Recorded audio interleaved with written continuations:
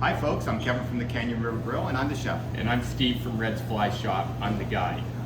Okay, so as some of you may know, we've personalized some of our drink recipes on our cocktail list. And one cocktail in particular, one of our most popular, is called Steve Says. So I'll tell you. That's what Steve says. So the way that came about is many years ago, I started fishing this river and I fished a couple of times with Steve.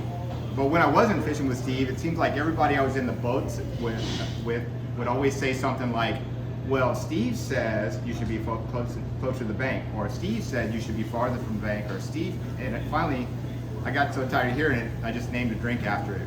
So this is the Steve Says. And I will say, this is a strong drink. We've got 4 different cocktail liquors going into this thing, and I just got back from a week in Florida fishing the flats for big tarpon, where we did not see the sun for a solid week. We did not see less than 10 mile an hour to 30 mile an hour winds for an entire week, and we had some heavy storm fronts moving through. Sounds like you drank a lot of rum. A drink like this is what you needed when you got back to the boat on that trip. A boat drink. There you have it, folks. A boat drink. So here we go. First ingredient in this one is going to be a ginger liqueur. What we're using here is BroVo, which is a Woodinville liquor. And we're doing 1 ounce shots on this. It's really the 1.5 ounce side is what it is. 1.5 ounces of that goes in. We're going with Four Roses bourbon. Any of your particular favorite bourbons will work for that. A lot of people like Maker's Mark. Others will like a Evan Williams. This is our Amaro, which is the next ingredient. Same thing, equal parts again. All the 1.5 ounce shot size on those. We've got the final ingredient is Drambuie. So the Drambuie is going in there also. Great flavor on Drambuie.